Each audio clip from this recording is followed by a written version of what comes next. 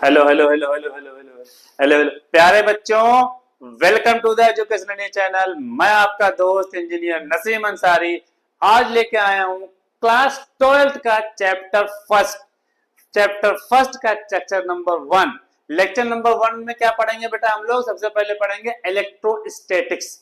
Electrostatics पढ़ेंगे। Class 12th शुरू हो चुका है। इसमें क्या आता है बेटा? क्लास 12th में हम लोग जो पढ़ेंगे बेटा, एक है इलेक्ट्रोस्टैटिक्स, दूसरा है इलेक्ट्रोडायनेमिक्स। एक है इलेक्ट्रोस्टैटिक्स, दूसरा है इलेक्ट्रोडायनेमिक्स। इलेक्ट्रोस्टैटिक्स इलेक्ट्रोस्टैटिक्स क्या होता है बेटा? इलेक्ट्रोस्टैटिक्स का मतलब क्या है? Electrostatics study of electric charges at rest, यानी चार्जेस की स्टडी रेस्ट पे, यानी रुके हुए चार्ज की जो स्टडी होती है बेटा, वो किसके अंडर आती है? इलेक्ट्रोस्टैटिक के अंदर आती है। किसके अंदर आती है? इलेक्ट्रोस्टैटिक्स के अंदर आती है। कौन? रुके हुए चार्ज की स्टडी। तो क्या सर चलते हुए चार्ज की स्टडी किसके अंदर आती है? चलते हुए चार्ज की स्टडी आती है बेटा इलेक्ट्रोडायनेमिक्स के अंदर। इलेक्ट्रोडायनेमिक्स के अंदर study of electric charges in motion. जब चार्ज मूव कर रहा हो, यानी मूविंग चार्ज की जो स्टडी करते हैं हम लोग, किसके अंदर आता है? वो इलेक्ट्रोडायनेमिक्स में हम लोग पढ़ेंगे। किसमें पढ़ेंगे हम लोग? इलेक्ट्रोडायनेमिक्स में पढ़ेंगे। इतनी बात समझ में आ गई बेटा? रेस्ट का मतलब रुका हुआ, मोशन का मतलब मूव कर रहा है, यानी टाइम के साथ उसका पोजीशन चेंज हो रहा है। बहुत डिटेल में रेस्ट और मोशन क्लास 11th में बताया गया है। आपको अगर नहीं आता है, कोई दिक्कत है, तो आप क्लास 11 लेक्चर हमारा देख सकते हैं। ठीक है। इलेक्ट्रोस्टैटिक्स का पहला चैप्टर है बेटा इलेक्ट्रिक चार्जेस एंड फील्ड्स। क्या है? Electric charges and field. Electric charges and field में सबसे पहले हम लोग पढ़ेंगे बेटा इलेक्ट्रिक चार्ज। इलेक्ट्रिक चार्ज क्या होता है? आओ बताएं तुम्हें चार्ज का फंडा, आओ बताएं तुम्हें चार्ज का फंडा। ये नहीं कोई मामूली बंदा, ये नहीं कोई मामूली बंदा। ये कोई मामूली बंदा नहीं है। चार्ज बहुत बड़ी चीज है। क्या होती है सर? बड़ी चीज, छोटी चीज, जो भी है, क्या है ये? चार्ज जो होता है बेटा, इलेक्ट्रिक चार्ज जो होता है बेटा, ये फंडामेंटल प्रॉपर्टी ऑफ सब्सटेंस है। किसी भी सब्सटेंस की फंडामेंटल प्रॉपर्टी है जो इलेक्ट्रिक और मैग्नेटिक इफेक्ट को एक्सपीरियंस भी कराता है और प्रोड्यूस भी करता है। एक्सपीरियंस भी कराता है और प्रोड्यूस भी करता है, अनुभव भी कराता है, फील भी कराता है और प्रोड्यूस भी करता है। किसको? इलेक्ट्रिक और मैग्नेटिक इफेक्ट को। इलेक्ट्रिक एंड मैग्नेटिक इफेक्ट को ये फील, एक्सपीरियंस भी कराता है और प्रोड्यूस भी करता है। कौन? Electric charge. कौन? Electric charge. और ये सब्सटेंस की फंडामेंटल प्रॉपर्टी है, बेसिक प्रॉपर्टी है बेटा, बेसिक प्रॉपर्टी है। देखिए यही लिखा, it is a fundamental property of substance due to which it experiences and produces electric and magnetic effects। बात समझ में आ गई? यानी ये फंडामेंटल प्रॉपर्टी है सब्सटेंस की, जो एक्सपीरियंस भी कराता है और प्रोड्यूस भी करता है। किसको? इलेक्ट्रिक एंड मैग्नेटिक इफेक्ट को। इतनी बात समझ में आ गई? जी सर आगे दूसरा डिफिनेशन इसका हम लोग इसको पढ़ सकते हैं कि ये प्रॉपर्टी ऑफ सब्सटेंस है जो अराइज होता है, जो आता है due to loss of electron या gain of electron by an atoms. यानी जब कोई एटम्स इलेक्ट्रॉन लूज कर देता है या इलेक्ट्रॉन गेन कर देता है तो उसके ऊपर चार्ज अपीयर हो जाता है। ये प्रॉपर्टी ऑफ सब्सटेंस है। ये प्रॉपर्टी ऑफ सब्सटेंस है। इतनी बात समझ में बेटा कि चार्ज कब आएगा? जब कोई इलेक्ट्रॉन लूज होगा या इलेक्ट्रॉन गेन होगा। जब तक कोई इलेक्ट्रॉन लूज या गेन नहीं होगा, कोई चार्ज नहीं होगा। ठीक सर, हम कैसे मान ले कोई चार्ज नहीं होगा? कैसे कैसे सर? और फिर इलेक्ट्रॉन के जाने आने से चार्ज कैसे आ जाएगा सर? क्या होगा सर? बताते हैं आगे, बताते हैं आगे। उससे पहले आप कितना खाली पढ़ ले रहे हैं हम लोग? Types of charges. सर हमें पहले वो बताते हैं। पहले आप टाइप ऑफ चार्जेस पढ़ लीजिए, कितने टाइप के होते हैं, फिर उसको भी बताया जाएगा। टाइप्स ऑफ चार्जेस में 2 टाइप्स के चार्जेस होते हैं बेटा। एक होता है पॉजिटिव चार्ज, दूसरा होता है निगेटिव चार्ज। एक होता है पॉजिटिव चार्ज, दूसरा होता है निगेटिव चार्ज। पॉजिटिव चार्ज कैसे होता है बेटा? अभी डिफिनेशन में हम लोगों ने पढ़ा कि या तो चार्ज कब अपियर होता है बेटा कि जब इलेक्ट्रॉन लूज करें या इलेक्ट्रॉन गेन करें। दो तरीका है, या तो इलेक्ट्रॉन को लूज करें या इलेक्ट्रॉन गेन, या इलेक्ट्रॉन दे दें या इलेक्ट्रॉन ले लें। कोई एटम इलेक्ट्रॉन दे दे या ले ले तब उसके ऊपर चार्ज आता है। तो एक पॉजिटिव होगा एक नेगेटिव होगा। देखते हैं किससे क्या होता है। पॉजिटिव चार्ज आता है बेटा, पॉजिटिव चार्ज आता है, पॉजिटिव चार्ज आता है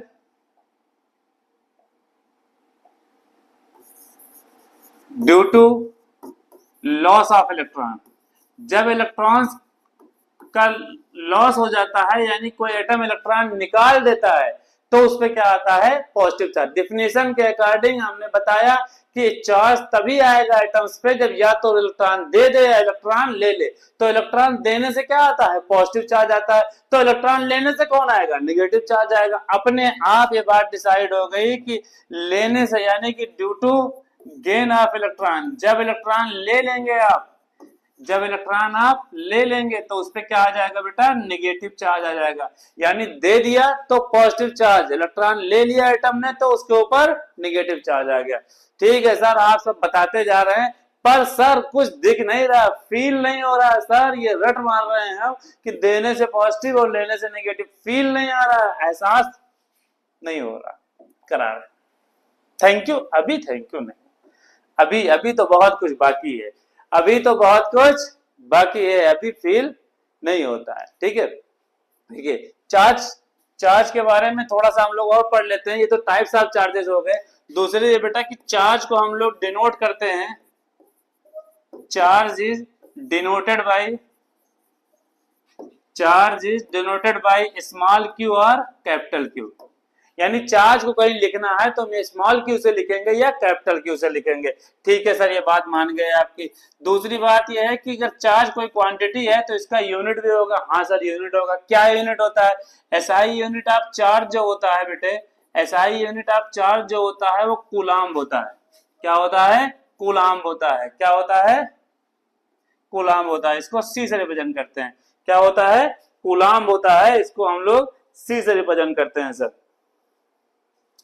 और सर एक चीज और बता दें कि चार्ज जो होता है, charge is a scalar quantity. Charge is a scalar quantity. Charge क्या है बेटा? स्केलर क्वांटिटी है। ये क्या होती है सर? ये कौन सी बला है सर? स्केलर क्या कह दिया सर आपने? स्केलर क्या कह दिया? स्केलर क्वांटिटी वो क्वांटिटी होती है जिसको मेजर करने के लिए, जिसको नापने करने के लिए, जिसको स्टडी करने के लिए बेटा, नापने के लिए या स्टडी करने के लिए हमें केवल मैग्नीट्यूड की जरूरत होती है, डायरेक्शन की जरूरत नहीं होती है। अगर आपको चार्ज को मेजर करना है तो ये नहीं देखना है कि इधर से मेजर करो या इधर से मेजर करो या ऊपर से करो या नीचे, किधर से जा रहा है कोई लेना देना नहीं है। ठीक है, चार्ज को का क्या है बेटा? Scalar quantity. अगर चार्ज को मेजर करना है तो सिर्फ और सिर्फ मैग्नीट्यूड की जरूरत होती है, डायरेक्शन की जरूरत नहीं होती है। तो सर डायरेक्शन की जरूरत किसमें होती है? वेक्टर क्वांटिटी में मैग्नीट्यूड एंड डायरेक्शन दोनों की जरूरत होती है। अच्छा सर ठीक है, यानी आपका कहना सर ये अगर ये स्केलर क्वांटिटी है, स्केलर क्वांटिटी है यानी कि इसको मेजर करने के लिए ओनली क्या होगा?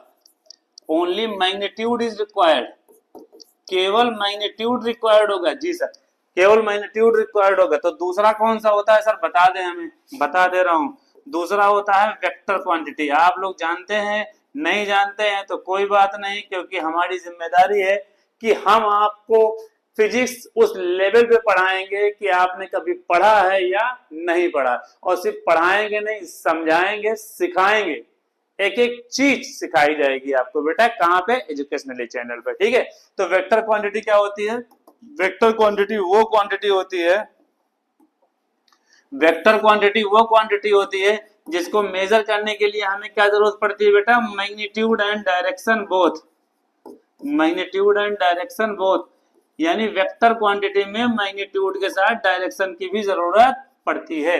ये आगे बहुत डिटेल में हम लोग पढ़ चुके हैं क्लास 11 में। आगे और भी बताई जाएगी, जहां जहां जरूरत पड़ेगी उसको बताई जाएगी। ठीक है, स्केलर क्वांटिटी कौन सी क्वांटिटी होती है बेटा? जिसमें केवल मैग्नीट्यूड की आवश्यकता होती है। लेकिन वेक्टर क्वांटिटी वो क्वांटिटी है जिसमें मैग्नीट्यूड एंड डायरेक्शन दोनों की जरूरत पड़ती है। Getting and not getting sir? Getting. ठीक है सर, ठीक है।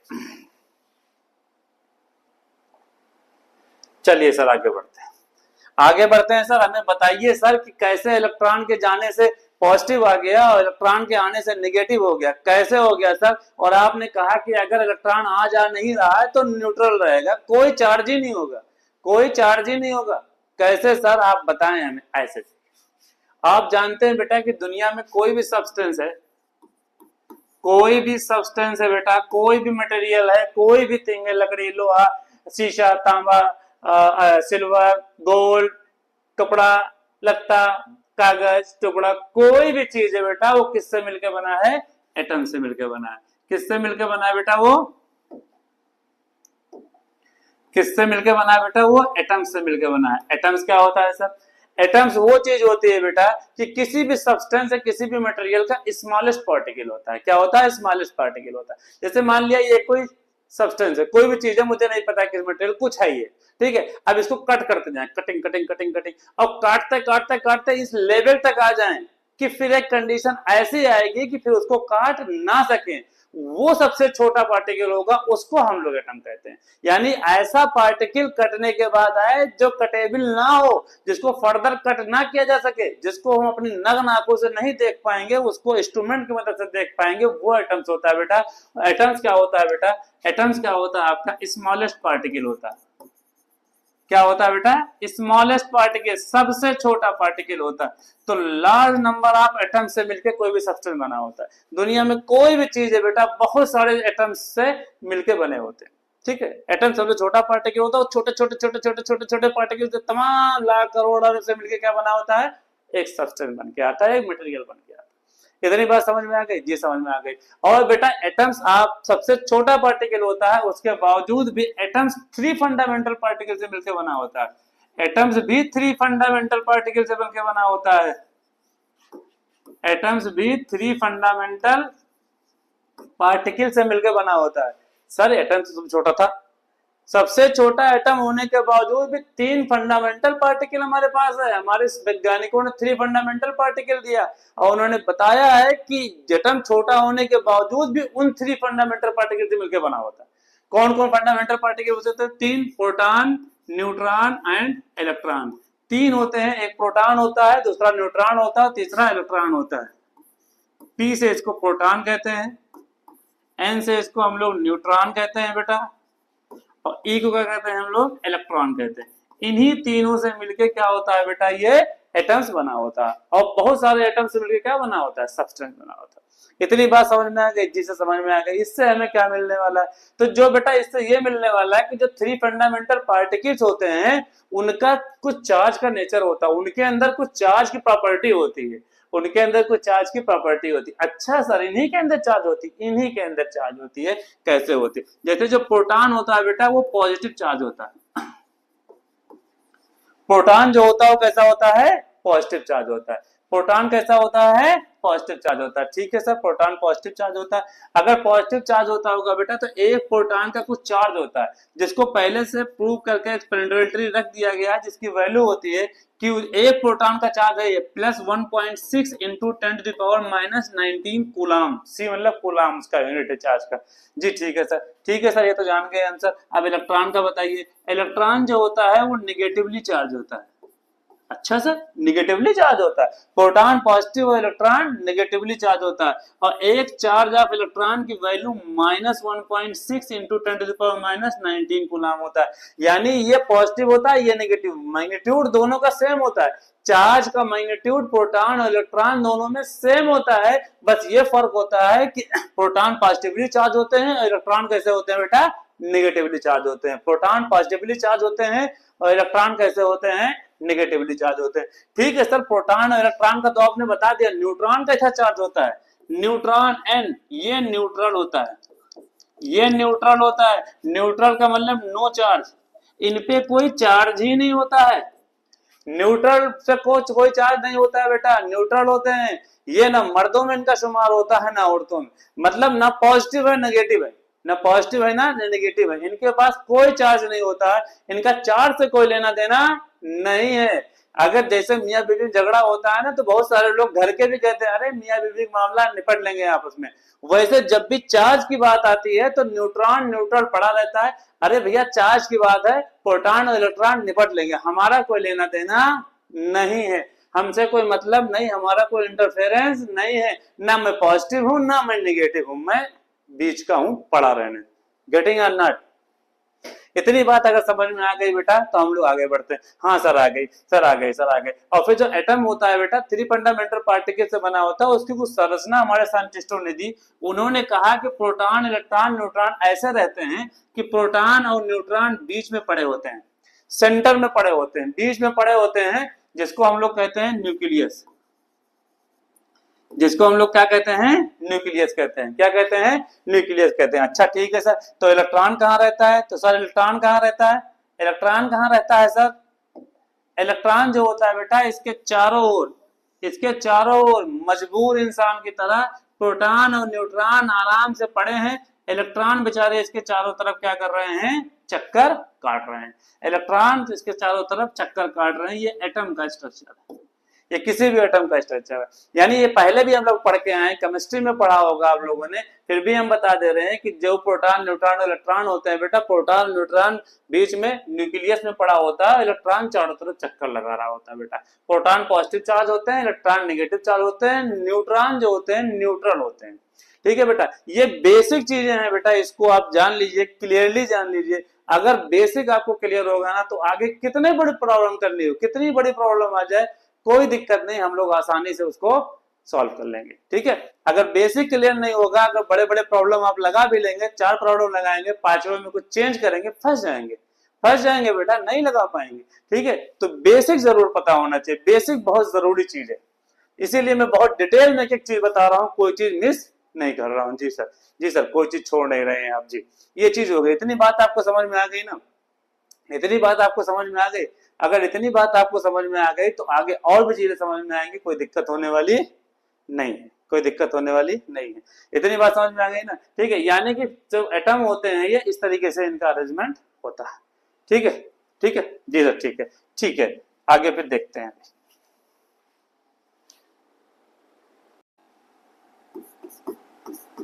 सोडियम एटम ले लीजिए, ये क्या है आपका? ये क्या है बेटा? Sodium atom. एक सोडियम का एटम ले लिया हमने। सोडियम एटम का 1123 ऐसे लिखते हैं, आपने केमिस्ट्री में देखा होगा, 1123 ऐसे लिखते हैं। इसका मतलब क्या होता है बेटा? नीचे जो लिखा होता है वो क्या होता है? नीचे जो लिखा होता है वो क्या होता है बेटा? ये क्या होता है? एटॉमिक नंबर होता है। ये क्या होता है बेटा? एटॉमिक नंबर होता है। और ऊपर जो लिखा होता है क्या होता है बेटा? एटॉमिक मास होता है। हमें चार्ज के बारे में डिस्कस करना है। चार्ज के बारे में डिस्कस करने के लिए हमें इलेक्ट्रॉन और प्रोटॉन की इंफॉर्मेशन चाहिए। किसकी इंफॉर्मेशन चाहिए बेटा? इलेक्ट्रॉन और प्रोटॉन की इंफॉर्मेशन चाहिए। सोडियम की अगर हम बात करें, सोडियम की अगर हम बात करें बेटा, तो सोडियम में कितने इलेक्ट्रॉन और कितने प्रोटॉन होंगे ये हमें निकालना है। कितने इलेक्ट्रॉन और कितने प्रोटॉन होंगे बेटा। अब इलेक्ट्रॉन प्रोटॉन कैसे निकालते हैं बेटा? बता रहे हैं आपको कि नंबर ऑफ इलेक्ट्रॉन्स जो होते हैं, number of electrons equal to होता है नंबर ऑफ प्रोटॉन्स। यानी किसी भी एटम में जितने इलेक्ट्रॉन होंगे उतने ही प्रोटॉन होंगे। ठीक है, उतने ही प्रोटॉन होंगे। वो किसके बराबर होते हैं? एटॉमिक नंबर के। वो किसके बराबर होते हैं बेटा? एटॉमिक नंबर के। यानी कोई भी एटम का अगर एटॉमिक नंबर पता हो तो हम निकाल सकते हैं कि कितने इलेक्ट्रॉन है और कितने प्रोटॉन है। इतनी बात समझ आ गई बेटा? इतनी बात समझ में आ गई? जी सर आ गई। अगर इतनी बात समझ में आ गई बेटा तो यहाँ देखिए, आपने कहा कि number of electron number of protons और एटॉमिक नंबर के बराबर है। तो सोडियम एटम में, सोडियम एटम में बेटा, सोडियम एटम में कितने नंबर ऑफ इलेक्ट्रॉन्स होंगे बता सकते हैं? कितने नंबर ऑफ इलेक्ट्रॉन्स है सोडियम एटम में? कितने नंबर ऑफ इलेक्ट्रॉन्स है? जो इसका atomic number, number of electron किसके बराबर होगा? एटॉमिक नंबर के। कितना एटॉमिक नंबर है? 11। तो 11 के बराबर। कितने प्रोटॉन होंगे? कितने प्रोटॉन होंगे सोडियम एटम में बेटा? कितने प्रोटॉन होंगे? 11। क्योंकि जितने ही इलेक्ट्रॉन होते हैं उतने ही प्रोटॉन होते हैं। न्यूट्रॉन का चार्ज से कोई लेना देना नहीं है। हमने बता दिया कि न्यूट्रॉन क्या होते हैं बेटा? न्यूट्रल होते हैं। न्यूट्रॉन क्या होते हैं? न्यूट्रल होते हैं। अच्छा, न्यूट्रॉन के बारे में बताया नहीं, देख लिए। न्यूट्रॉन क्या होते हैं? ये न्यूट्रल होते हैं।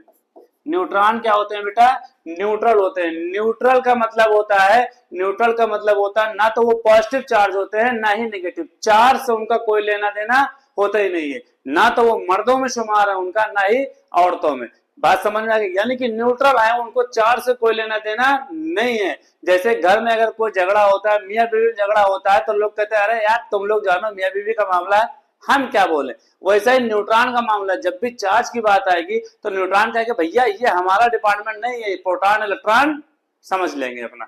इतनी बात समझ में आ गई ना बेटा। तो न्यूट्रॉन न्यूट्रल होता है, न्यूट्रल का मतलब नो चार्ज, कोई चार्ज नहीं होता है, कोई चार्ज नहीं होता है। तो हमें खाली नंबर ऑफ इलेक्ट्रॉन्स और नंबर ऑफ प्रोटॉन्स की जरूरत है यहाँ पे, जो हमने लिख लिया बेटा। नंबर ऑफ इलेक्ट्रॉन्स और नंबर ऑफ प्रोटॉन्स की जरूरत है, जो हमने लिख लिया।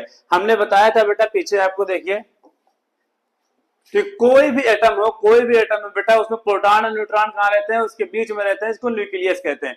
वो न्यूक्लियस में पड़े होते हैं। इलेक्ट्रॉन बेचारा चक्कर लगाता रहता है, इलेक्ट्रॉन बेचारा बाहर चक्कर काटता रहता है। तो सोडियम एटम में भी यही होगा।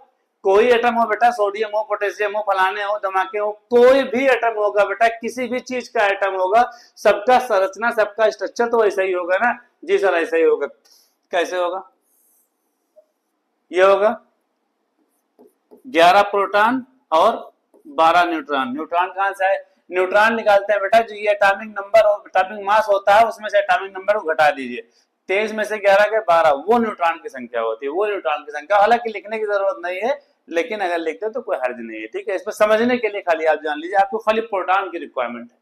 इलेक्ट्रॉन क्या करेंगे बेटा, 11 इलेक्ट्रॉन बाहर चक्कर लगाते रहते हैं, और वो डिफरेंट, केमिस्ट्री में आपने पढ़ा होगा, नहीं पढ़ा होगा तो आज जान लीजिए कि डिफरेंट डिफरेंट शेल में वो घूमा करते हैं। डिफरेंट डिफरेंट शेल में, पहले सेल में कितने इलेक्ट्रॉन होते हैं बेटा, पहले सेल में कितने इलेक्ट्रॉन होते हैं, 2, 1 2 इलेक्ट्रॉन।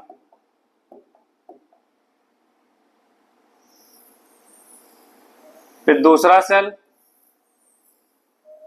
कई सेल में डिवाइडेड होते हैं सोडियम के, एक में भी आप दिखाते हैं, कोई अर्ज नहीं है, लेकिन समझने के लिए एग्जैक्ट फिगर बनाया जाए ताकि जो है कोई दुश्वारी ना हो।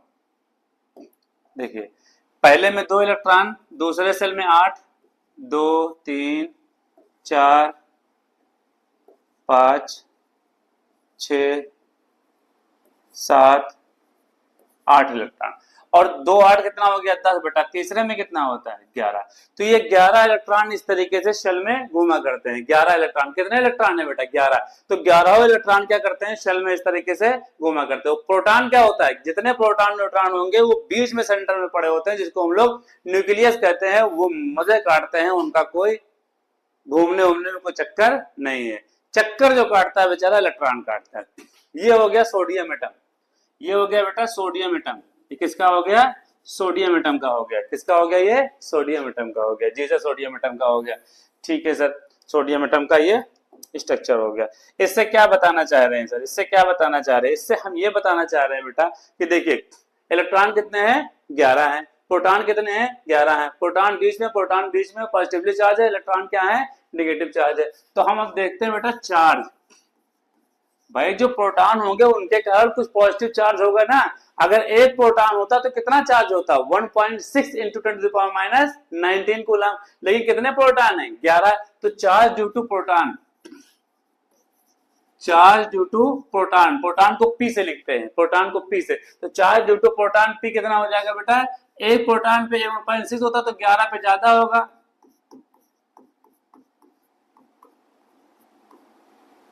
कूलम 11 इंटू प्लस 1.6, ये प्लस होता है ना बेटा, प्लस, इसकी वैल्यू आ जाती है प्लस 17.6 इंटू 10⁻⁻19 कूलम। यानी कि प्रोटॉन के कारण जो चार्ज होता है, प्रोटॉन के कारण जो चार्ज होता है बेटा, वो होता है प्लस 17.6 इंटू 10⁻⁹ कूलम। किसमें, सोडियम एटम में। तो एक सोडियम एटम में इतना प्रोटॉन के कारण चार्ज आता है। इतनी बात समझ गए। और ये कैसे होते हैं बेटा, ये कैसे होते हैं, पॉजिटिव चार्ज होते हैं। कैसे होते हैं, पॉजिटिव चार्ज, प्लस वैल्यू लगी हुई, देख लीजिए पॉजिटिव चार्ज आ गया। जी सर आ गया। दूसरा क्या निकालेंगे बेटा हम लोग, charge due two electron. Electron को ई से लिख देते हैं, इलेक्ट्रॉन को ई से लिखते हैं, कुछ लोग ई माइनस भी लिखते हैं, पी प्लस भी लिखते हैं, आप लिख सकते हैं, कोई हर्ज नहीं है। तो charge due two electron, electron के कारण कितने चार्ज होंगे बेटा, एक इलेक्ट्रॉन पे कितना चार्ज होता है, -1.6 इंटू 10⁻⁻19 कूलम, और कितने इलेक्ट्रॉन है, 11, एक पे उतना, तो 11 पे ज्यादा होगा, ज्यादा के लिए क्या कर देंगे हम लोग, मल्टीप्लाई, यानी 11 इंटू -1.6 इंटू 10⁻⁻19 कूलम, यही तो हो जाएगा बेटा। अब इसको आप मल्टीप्लाई करेंगे -17.6 इंटू 10⁻⁻19 कूलम आ गया। इतना आया कि नहीं आया, इतना। ये कैसे चार्ज है बेटा, इलेक्ट्रॉन के कारण जो चार्ज है वो कैसा है, नेगेटिव चार्ज है। वो कैसा चार्ज है, नेगेटिव चार्ज है। पॉजिटिव चार्ज प्रोटॉन के कारण आया, नेगेटिव चार्ज इलेक्ट्रॉन, यानी सोडियम एटम पे, ये सोडियम एटम था, इस पे पॉजिटिव चार्ज भी है और नेगेटिव चार्ज भी है, दोनों चार्ज है, पॉजिटिव भी है और नेगेटिव चार्ज। अब हम देखते हैं क्या दोनों बराबर है, क्या दोनों बराबर है। अगर पॉजिटिव पॉजिटिव यानी कि पॉजिटिव नेगेटिव को अगर हटा दिया जाए तो मैग्नीट्यूड देखिए, मैग्नीट्यूड देखिए दोनों का मैग्नीट्यूड देखिए बेटा, यहाँ पे ये 17.6 इंटू 10⁻19 और 17.6 इंटू 10⁻19, यानी जितना पॉजिटिव चार्ज की वैल्यू है उतना ही नेगेटिव चार्ज की वैल्यू है। अगर हम सोडियम एटम की बात करें बेटा, इस सोडियम एटम की हम बात कर रहे हैं, तो जितना पॉजिटिव चार्ज है उतना ही नेगेटिव चार्ज है, जितना पॉजिटिव है उतना नेगेटिव है। इतनी बात समझ आ गई बेटा। तो एक एटम के अंदर जितना पॉजिटिव यहाँ रखा हुआ उतने बाहर नेगेटिव घूम रहे हैं, उतने बाहर नेगेटिव घूम रहे हैं। अच्छा बेटा, ये तो क्लियर हो गया ना, जितना पॉजिटिव चार्ज उतना ही नेगेटिव चार्ज, दोनों मिले एक दूसरे को कैंसिल, एक दूसरे को खत्म, खत्म कर दिया भैया। जितना पॉजिटिव उतना नेगेटिव, दोनों मिले एक दूसरे को खत्म, मार दिया, एक दूसरे के इफेक्ट खत्म कर दिया। क्या सर, खत्म कर दिया? हाँ, पॉजिटिव का अपना इफेक्ट, नेगेटिव का अपना इफेक्ट, दोनों का डिफरेंट इफेक्ट है, दोनों एक दूसरे को वेनिश कर देते हैं, एक दूसरे को खत्म कर देते हैं, क्योंकि जितना ही पॉजिटिव चार्ज है बेटा उतना ही नेगेटिव चार्ज है।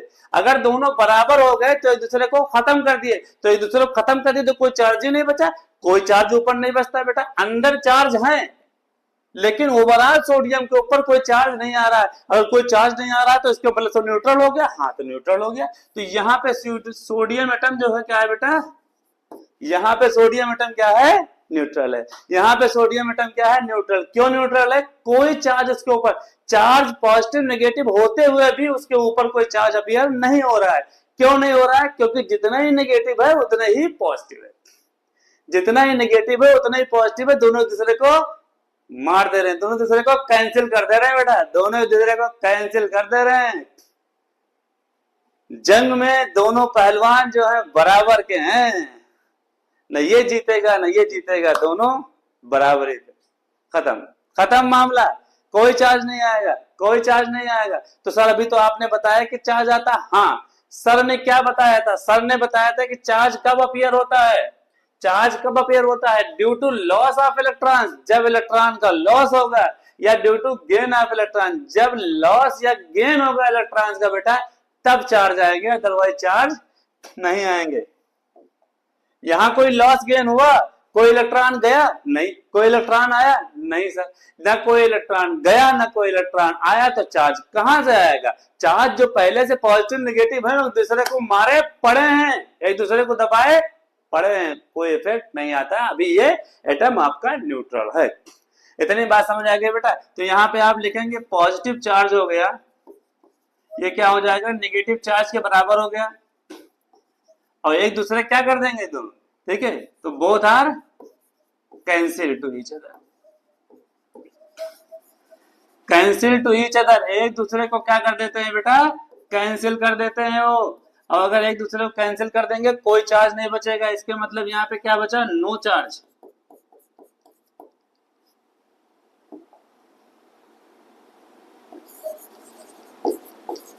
नो चार्ज अपीयर, यहाँ पे कोई चार्ज अपीयर नहीं होगा। अगर कोई चार्ज अपीयर नहीं होगा बेटा तो आपका एटम कैसा होगा, जब कोई चार्ज अपीयर नहीं होगा बेटा तो आपका एटम कैसा होगा, न्यूट्रल होगा। और न्यूट्रल है क्योंकि इलेक्ट्रॉन जब तक के चार्ज तभी आएगा जब कोई इलेक्ट्रॉन जाए या कोई इलेक्ट्रॉन आए।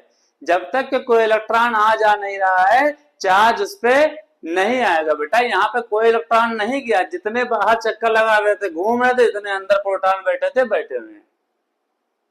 यहाँ पे कोई चार्ज नहीं, ये न्यूट्रल है, ये न्यूट्रल है। इतनी बात समझ में आ गई ना सभी को? हाँ सर आ गई। इतनी बात समझ में आ गई ना? हाँ सर आ गई सर। आपने जो कहा था कि जब जाएगा तो पॉजिटिव होगा और आएगा तो नेगेटिव होगा, वो नहीं समझ में आया, वो नहीं बताया आपने। बाकी ये तो समझ में आ गया, जब तक जाए आएगा नहीं, चार्ज नहीं आएगा, क्योंकि डिफिनीशन यही कहता है कि ये फंडामेंटल पर चार्ज जो है वो प्रॉपर्टी ऑफ सब्सटेंस है कि जब कोई इलेक्ट्रॉन जाता है या इलेक्ट्रॉन आता है तो चार्ज एराइज होता है, चार्ज अपीयर होता है। हाँ सर ठीक है सर, ठीक है, आगे बताएं सर। ओके सर, देखिए पिछले पहले हम लोगों ने पढ़ा कोई ना इलेक्ट्रॉन गया ना कोई इलेक्ट्रॉन आया। अब इलेक्ट्रॉन निकाल के देखते हैं क्या होगा। इलेक्ट्रॉन निकाल के देखते हैं, इसी सोडियम पे इलेक्ट्रॉन निकाल के देखते हैं। सोडियम पे इलेक्ट्रॉन निकालिए सर। कैसे निकालेंगे? ये न्यूक्लियस था, अभी हम लोगों ने पढ़ा 11 प्रोटॉन अंदर न्यूक्लियस में पड़े हैं। जी सर पड़े हैं। इलेक्ट्रॉन 3 सेल में बाहर चक्कर लगा रहे हैं। ये केमिस्ट्री का पार्ट है बेटा, ये केमिस्ट्री का पार्ट है। इलेक्ट्रॉनिक कॉन्फ़िगरेशन लिखते हैं, आप सभी लोग जानते होंगे। अगर नहीं जानते हैं तो जान लीजिए आज से कि ऐसा होता है। 2 इलेक्ट्रॉन यहाँ पड़े हैं सर अंदर वाले में, 8 सर इसमें थे बीच वाले में।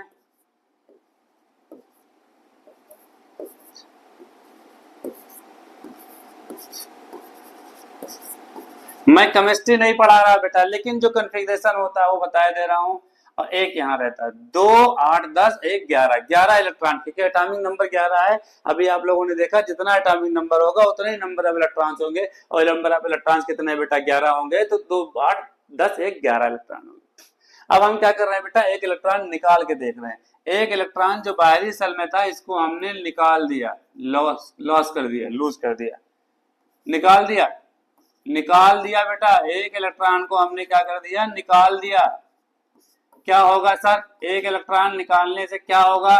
देखते हैं आगे आगे होता है क्या, देखते हैं आगे आगे होता है क्या। क्या होगा सर? वही होगा जो मंजूरे खुदा होगा, जो मंजूरे खुदा होगा वही होगा बेटा, वही होगा जो मंजूरे खुदा होगा। ठीक है, एक इलेक्ट्रॉन हमने निकाल दिया बेटा, एक इलेक्ट्रॉन। देखिए पहले की अगर हम बात करें बेटा पिछले वाले की, तो नंबर ऑफ इलेक्ट्रॉन्स कितने थे? नंबर ऑफ इलेक्ट्रॉन्स कितने थे बेटा? 11। इसकी बात नहीं कर रहा हूं, बिना निकाले बात कर रहा हूं। जब तक निकला नहीं है तब तक इलेक्ट्रॉन कितने हैं? 11 है। हाँ सर 11। और नंबर ऑफ प्रोटॉन्स कितने हैं? नंबर ऑफ प्रोटॉन्स कितने हैं? 11 सर। 11 प्रोटॉन और 11 इलेक्ट्रॉन है। एक इलेक्ट्रॉन हमने निकाल दिया, एक इलेक्ट्रॉन हमने क्या कर दिया बेटा? निकाल दिया। अगर एक इलेक्ट्रॉन निकाल दिया, कहां गया? गॉड नोज कहां गया, वो बात की बात है कहां गया। तो कितने इलेक्ट्रॉन बचे? 10। पहले 11 थे बेटा, एक इलेक्ट्रॉन निकल गया, कितना बचे? 10। प्रोटॉन अभी भी 11 है, प्रोटॉन अभी भी 11 है। प्रोटॉन निकल के नहीं गया बेटा, ना निकल के गया ना निकल के जाएगा, क्योंकि वो न्यूक्लियस में है। वो निकालना उसको भी लगभग इम्पॉसिबल है। अभी तक फिजिक्स में उसको निकाल नहीं पाए हैं हम लोग। निकलता कौन है बेचारा इलेक्ट्रॉन, या आता कौन है बेचारा इलेक्ट्रॉन? भाई जो निकलेगा वो घूम टहल के कहीं से तो निकला होगा, जो हमारे पास आएगा, हमारे एटम में आएगा। तो यही चीज है बेटा, यही चीज है। ठीक है सर, ठीक है सर, समझ में आ गया। तो नंबर ऑफ इलेक्ट्रॉन्स 10 हो गया बेटा, नंबर ऑफ प्रोटॉन्स 11 हो गए। अच्छा अब आप बताइए कि पॉजिटिव चार्ज किसके कारण होता है? प्रोटॉन के कारण होता है। और नेगेटिव चार्ज किसके कारण होता है? इलेक्ट्रॉन के कारण होता है। यहाँ पे पॉजिटिविटी क्या हो गई? बढ़ गई, क्योंकि नंबर ऑफ प्रोटॉन्स क्या हो गए? ज्यादा हो गए। अगर नंबर ऑफ प्रोटॉन ज्यादा हो गए तो पॉजिटिव चार्ज ज्यादा हो जाएगा। किससे? नेगेटिव चार्ज से। होगा कि नहीं होगा? अगर बात समझ में आ रही ठीक, वरना वैल्यू रख के निकाले। नहीं सर पिछले उस पर आपने निकाला, मुझे समझ आ गया है सर, समझ में आ गया है। दोनों पे वैल्यू, क्योंकि प्रोटॉन और इलेक्ट्रॉन का मैग्नीट्यूड, एक प्रोटॉन और एक इलेक्ट्रॉन के चार्ज का मैग्नीट्यूड बराबर होता है। तो वो हमें समझ में आ रहा है सर कि यहाँ पे 10 है, यहाँ पे ये 11 है, तो इस पे चार्ज ज्यादा होगा, उस पे चार्ज कम होगा। यानी यहाँ पे देखिए आप, जैसे एक इलेक्ट्रॉन गया तो पॉजिटिव चार्ज क्या हो गया बेटा? ज्यादा हो गया। किससे? नेगेटिव चार्ज से। यानी पॉजिटिव चार्ज नेगेटिव चार्ज से क्या हो गया बेटा? ज्यादा हो गया। अगर पॉजिटिव चार्ज नेगेटिव चार्ज से ज्यादा हो गया तो क्या होगा? क्या होगा? देखिए 10 इलेक्ट्रॉन जो हैं, 10 प्रोटॉन को तो कैंसिल कर देंगे। 10 इलेक्ट्रॉन जो है, 10 इलेक्ट्रॉन का जो चार्ज है वो 10 प्रोटॉन के चार्ज को नेगेटिव पॉजिटिव कैंसिल कर देगा। लेकिन एक जो प्रोटॉन का चार्ज बचा रह गया वही क्या होगा बेटा, एक चार्ज जो प्रोटॉन का बचा रह गया वही सोडियम के ऊपर अपीयर हो जाता है, वही सोडियम के ऊपर अपीयर हो जाता है, ये आ जाता है आपका पॉजिटिव चार्ज, ये क्या बन जाता है, पॉजिटिव चार्ज। तो अब क्या हो गया कि आपके सोडियम एटम पे पॉजिटिव चार्ज आ गया है, आपके सोडियम एटम पे पॉजिटिव चार्ज आ गया है। क्यों आ गया है, क्योंकि इलेक्ट्रॉन कम हो गए हैं, नेगेटिविटी कम हो गई है। अब 10 इलेक्ट्रॉन बचे हैं, प्रोटॉन 11 ही है। अब 10 इलेक्ट्रॉन का चार्ज नेगेटिव होगा और 10 प्रोटॉन का चार्ज पॉजिटिव होगा, वो दोनों कैंसिल करेंगे, एक प्रोटॉन जो बचा रह गया बेटा उसका चार्ज सोडियम के ऊपर अपीयर हो जाता है, एलाइज हो जाता है, ऐसे आ जाता है।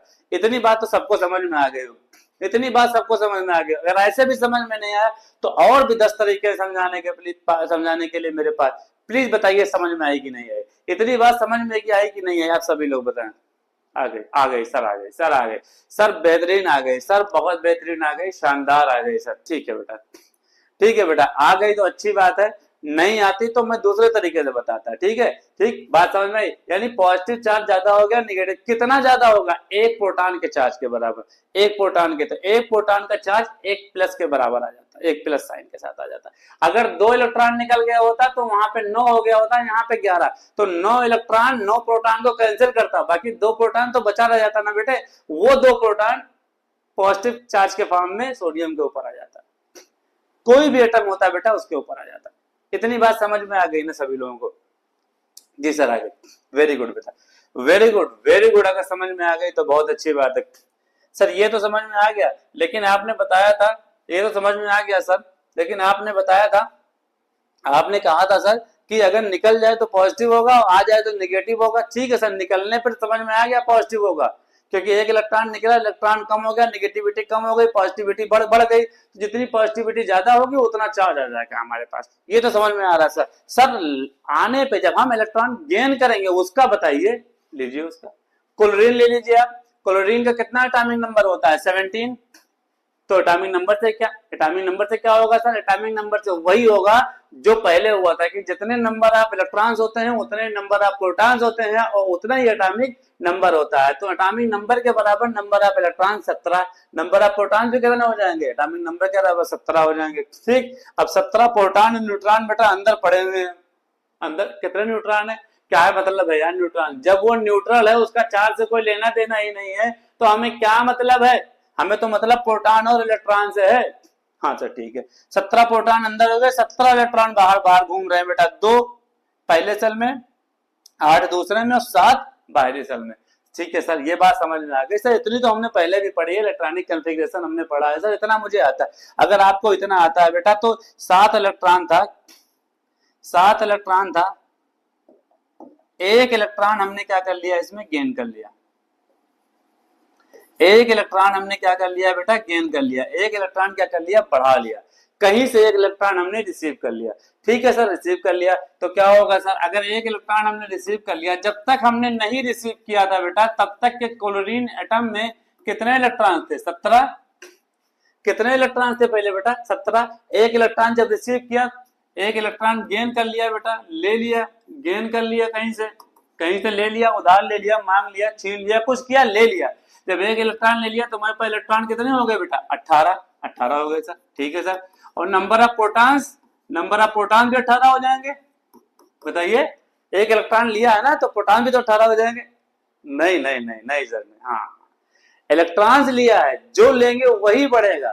ठीक है, एक टोकरी में 5 आम था, 5 अमरूद था, आपने एक आम बढ़ा दिया तो अमरूद नहीं बढ़ने वाला, खाली आम 6 हो जाएगा, अमरूद अभी भी 5 ही रहेगा। जी जी सर, तो प्रोटॉन अभी भी 17 रहेगा सर, प्रोटॉन में कोई बढ़ोतरी नहीं होगी, क्योंकि हमने इलेक्ट्रॉन लिया है, इलेक्ट्रॉन लिया है तो इलेक्ट्रॉन ही बढ़ेगा, इलेक्ट्रॉन 18 हो गया।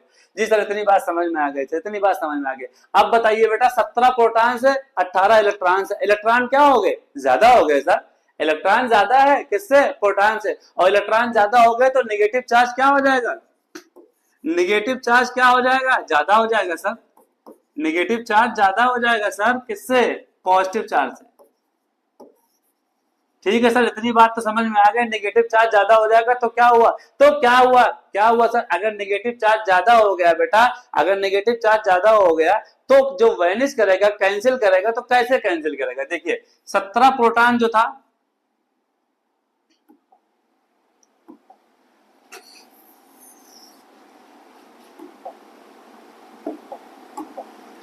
17 प्रोटॉन बेटा, 17 प्रोटॉन है, 17 प्रोटॉन पॉजिटिव होगा, ये 17 इलेक्ट्रॉन को क्या करेगा, 17 इलेक्ट्रॉन को क्या करेगा बेटा, कैंसिल करेगा। 17 ही तो कैंसिल कर पाएगा बेटा, क्योंकि जितना 17 प्रोटॉन का पॉजिटिव चार्ज आएगा उतने 17 इलेक्ट्रॉन पर नेगेटिव चार्ज आएगा, तो दोनों एक दूसरे को कैंसिल करेंगे, दोनों एक दूसरे को कैंसिल करेंगे। तो ये क्या करेंगे बेटा, इनका जो चार्ज होगा, इनका चार्ज होगा, इनका जो चार्ज होगा, charge on 17p and charge on 17e, इनके जो चार्ज होंगे 17 प्रोटॉन 17 इलेक्ट्रॉन के चार्ज जो होंगे वो कैंसिल हो जाएंगे, लेकिन एक इलेक्ट्रॉन बचा रह जाएगा बेटा, एक इलेक्ट्रॉन जो हमने लिया था वो बचा रह जाएगा, एक इलेक्ट्रॉन कैंसिल नहीं हो रहा है। और इलेक्ट्रॉन कैसा होता है, नेगेटिव चार्ज होता है, जो इलेक्ट्रॉन नेगेटिव चार्ज है, एक इलेक्ट्रॉन बचा हुआ है, इसी वजह से क्लोरीन पे कैसा आएगा, कैसा चार्ज आएगा, पॉजिटिव, पॉजिटिव नहीं सर, नेगेटिव है, क्योंकि यहाँ पे नेगेटिव बचा है, एक इलेक्ट्रॉन जो है बचा हुआ है,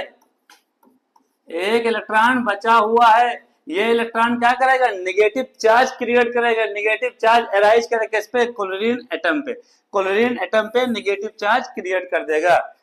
इतनी बात समझ में आ गई, इतनी बात समझ में आ गई बेटा। पहले हम लोगों ने पढ़ा बेटा कि जब हम एक इलेक्ट्रॉन निकाल देते हैं तो पॉजिटिविटी बढ़ जाती है, नेगेटिविटी कम हो जाती है, तो उस पर पॉजिटिव चार्ज आता है। इसको आप ऐसे भी ले सकते हैं कि सोडियम एटम, आप पहले भी पढ़ चुके होंगे, इस पे Na+ आता है जब एक इलेक्ट्रॉन आप निकाल देते हैं, जब एक इलेक्ट्रॉन आप निकाल देते हैं, ठीक है जी सर। अब क्लोरीन है बेटा, क्लोरीन नेगेटिव हो जाएगा, यानी क्या होगा, Cl-, जब एक इलेक्ट्रॉन लेंगे,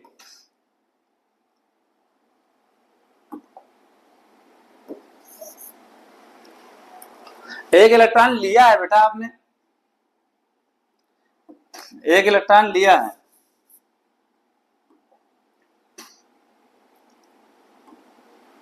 एक इलेक्ट्रॉन लिया है बेटा, क्लोरीन, क्लोरीन था, इस पे एक इलेक्ट्रॉन लिया आपने तो क्या बन गया, ये Cl-। यहाँ पे Cl क्या था बेटा, ये न्यूट्रल था, न्यूट्रल था, एक इलेक्ट्रॉन आपने गेन किया, जैसे ही एक इलेक्ट्रॉन लिया तो क्लोरीन पे क्या आ गया, क्लोरीन पे क्या आ गया बेटा, क्लोरीन पे क्या आ गया, नेगेटिव चार्ज आ गया, क्लोरीन पे क्या आ गया, नेगेटिव चार्ज आ गया। इतनी बात समझ में आ गई बेटा। जो डिफिनेशन बताई गई थी, जो डिफिनेशन बताई गई थी वो प्रूव हुआ कि नहीं हुआ बेटा, हाँ सर हुआ। समझ में आ रही एक एक चीज ना, एक एक बात समझ में आ रही ना बेटा, कि अगर इलेक्ट्रॉन हम लूज करेंगे तो पॉजिटिव चार्ज, इलेक्ट्रॉन हम गेन करेंगे तो नेगेटिव चार्ज। क्यों, लूज करने पे इलेक्ट्रॉन कम हो जाता है, प्रोटॉन बढ़ जाता है, पॉजिटिव चार्ज बढ़ गया, पॉजिटिव चार्ज बढ़ गया यानी कि पॉजिटिव चार्ज अपीयर हो जाएगा। इलेक्ट्रॉन गेन किया तो इलेक्ट्रॉन बढ़ गया, प्रोटॉन तो उतना ही, इलेक्ट्रॉन बढ़ गया, नेगेटिव चार्ज बढ़ गया, जितना बढ़ेगा उतना उस पर अपीयर हो जाएगा, उतना उस पर अपीयर हो जाएगा। इतनी बात सबको समझ में आ गई, जी सर आ गई, इतनी बात सबको समझ में आ गई ना बेटा, जी सर बहुत अच्छे से आ गई सर। तो यही था बेटा, डिफिनेशन को हम लोगों ने प्रूव किया, इसको बताया कि कैसे इलेक्ट्रॉन को लूज करने पे पॉजिटिव चार्ज आता है और कैसे इलेक्ट्रॉन को गेन करने पे नेगेटिव चार्ज आता है। तो चार्ज क्या होता है बेटा, ये प्रॉपर्टी ऑफ सब्सटेंस है जो अराइज होता है, किसके कारण अराइज होता है, या तो इलेक्ट्रॉन निकले या तो इलेक्ट्रॉन आए। जब तक इलेक्ट्रॉन निकलेगा नहीं और आएगा नहीं तब तक उस पर कोई चार्ज नहीं आएगा, चाहे पॉजिटिव हो या नेगेटिव, तब तक वो न्यूट्रल रहेगा, नो चार्ज, बशर्ते इलेक्ट्रॉन और प्रोटॉन उसमें होते हैं तो दूसरे को कैंसिल करते रहते हैं। इतनी बात समझ में आ गई ना बेटे, इतनी बात समझ में आ गई ना। एटम ए, कोई एटम ए है, XYZ कोई एटम था बेटा, कोई एटम है, इससे क्या किया बेटा हमने, कोई एटम ए था, ए एटम था, इससे हमने क्या किया बेटा कि 3 इलेक्ट्रॉन निकाल दिया, 3 इलेक्ट्रॉन लूज कर दिया। अगर 3 इलेक्ट्रॉन लूज कर देंगे बेटा, 3 इलेक्ट्रॉन हम लूज कर देंगे तो ए पे कितने चाहे प्लस आएंगे, प्लस 3 प्लस आएंगे, क्योंकि आप इलेक्ट्रॉन लूज करेंगे, इलेक्ट्रॉन की कमी, पॉजिटिविटी बढ़ गई, पॉजिटिव चार्ज, जितने इलेक्ट्रॉन जाएंगे उतने पॉजिटिव चार्ज आ जाएगा। इतनी बात समझ में आ गई ना बेटा, हाँ सर आ गई, आ गई सर। अगर कोई एटम बी है बेटा, इसमें 2 इलेक्ट्रॉन हमने ले लिया है, 2 इलेक्ट्रॉन गेन किया है, यानी 2 इलेक्ट्रॉन कहीं से रिसीव कर लिया। अगर 2 इलेक्ट्रॉन आप गेन करेंगे बेटा तो इलेक्ट्रॉन की संख्या बढ़ गई, नेगेटिविटी बढ़ गई। कितनी बढ़ेगी? जितने इलेक्ट्रॉन हम लेंगे या देंगे उतनी पॉजिटिविटी निगेटिविटी बढ़ती है, उतनी पॉजिटिविटी निगेटिविटी बढ़ती है। जी सर, समझ में आ गया। सी है, सी पे हमने क्या किया सर, 4 इलेक्ट्रॉन हमने निकाल दिया सर, निकाल दिया। 4 इलेक्ट्रॉन हमने निकाल दिया तो क्या बना सर, अब सी पे क्या रह गया, सी जो हो गया, सी पे क्या हो गया बेटा, क्या हो गया, यानी कि सी जो रह जाएगा उस पे निकाला है, निकाला है तो इलेक्ट्रॉन कमी हो गई। जहां कमी होगी तो पॉजिटिविटी बढ़ेगी, तो यहाँ पे कितने पॉजिटिव आएंगे, 4।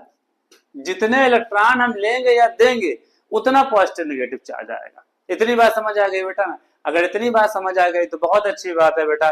नेक्स्ट टर्न पे हम लोग पढ़ेंगे प्रॉपर्टीज ऑफ चार्जेस, चार्जेस की प्रॉपर्टीज को पढ़ेंगे। अभी हमने चार्जेस का पूरा इंट्रोडक्शन पढ़ा, कैसे चार्ज की डिफिनेशन होती है, उसको प्रूव किया गया, कैसे चार्ज राइज होता है, कैसे आता है। इतनी बात अगर आपको समझ में आ गई, ये बेसिक चीज बेटा, तो आगे बहुत सारी चीजें आसान हो जाएंगी, सब चीजें एकदम आसान हो जाएंगी। ओके, नेक्स्ट टर्न पे हम लोग पढ़ेंगे बेटा प्रॉपर्टीज ऑफ चार्जेस।